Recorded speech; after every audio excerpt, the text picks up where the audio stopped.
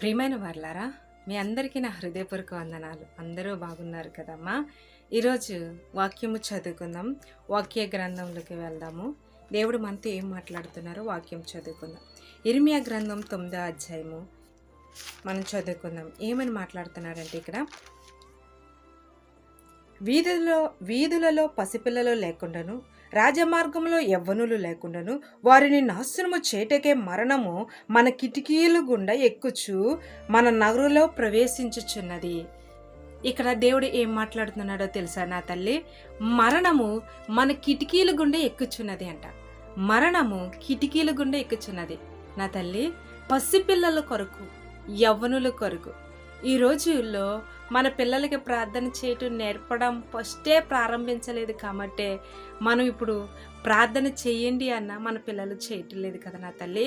ఇప్పుడు ప్రార్థన చేయమన్నా మన బిడ్డలకి వారికి ఇష్టమే ఉండటం లేదు. కానీ ఇక్కడ ఏమని మాట్లాడుతున్నారంటే, స్త్రీలారా యెహోవా మాట వినుడి, మీరు చెవియొగ్గి ఆయన నోటి మాట ఆలకించి మీ కుమార్తెలకు రోదన చేయడం నేర్పుడి. కుమారులకైనా కుమార్తెలకైనా రోదన చేయటం నేర్పించాలంట నా తల్లి. నీవు నేను నేర్పిస్తున్నామా? అలాగా నేర్పించకపోతే మనకి ఎంత శ్రమో తెలుసా, ఎంత వేదనో తెలుసా?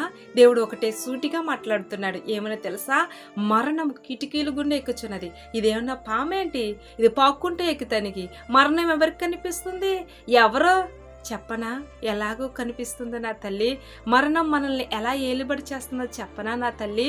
ఇదిగో నీ కుమారులే ఉన్నారు. నీ కుమారులకి పలానది చెయ్యి అంటే వారికి నచ్చుతుందా? పలానా పని చెయ్యకు అంటుంటే వారికి నచ్చుతుందా? ఒకళ్ళకి కోపం ఎక్కువైపోయి ఇంట్లోంచి వెళ్ళిపోవటం, మరొకళ్ళు లోకానుసారంగా తిరగడం, మరొకళ్ళు నేను ఉరేసుకుంటానంటూ, లేకపోతే చేతులు కోసేసుకుంటాం. వారి యొక్క ప్రాణాలను వారు లెక్క లేకుండా చేస్తున్నారు. తల్లిదండ్రులుగా మనదే బాధ్యత అమ్మా, మనదే నా తల్లి, మనదే. మన బిడ్డల విషయంలో పొరపాట్లు చేసింది మనమే. అందుకని మనం రోదన చేయటం నేర్పించలేదు. ఇప్పుడు మనము చెప్పినా వినలేని స్థితిలో ఉన్నారు. ఏమంటున్నారో తెలుసా? ఏదైనా గట్టిగా చెప్పాలంటే నీకు ధైర్యం ఉందా?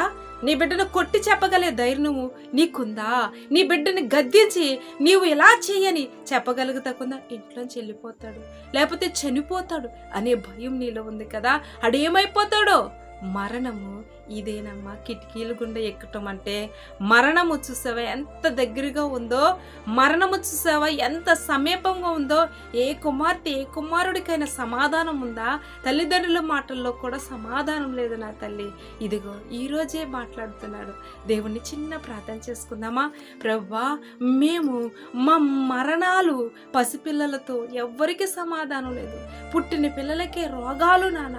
అంతేకాకుండా యవ్వనులు రాజమార్గంలో, నీ యొక్క రాజ్య మార్గంలో, పరలోక రాజ్య మార్గంలో వెళ్ళనేకుండా ఇక్కడే దుష్టుడు మాట వినకుండా జల్లుడనే శ్రమలో పెట్టి వాళ్ళని మమ్మల్ని ఏరి చేసి, నానా ఇదిగో మా మాట వారికి, వారి మాట మాకు పడకోకుండా దుష్టుడు ఏలుబడి చేస్తున్నాడు నాన్న. మరణం కిటికీలు గుండా ఎక్కేలాగా మా బిడ్డలు మాట్లాడితే చనిపోతానంటూ మాట్లాడితే బెదిరించటాలు జరుగుతున్నాయి. వారికి మంచి మనసునిచ్చి ఇటువంటి మనసులను తీసివేసి నీ ఆత్మను దయచేయమని యేసుని ప్రార్థిస్తున్నాను తండ్రి. ఆమేన్.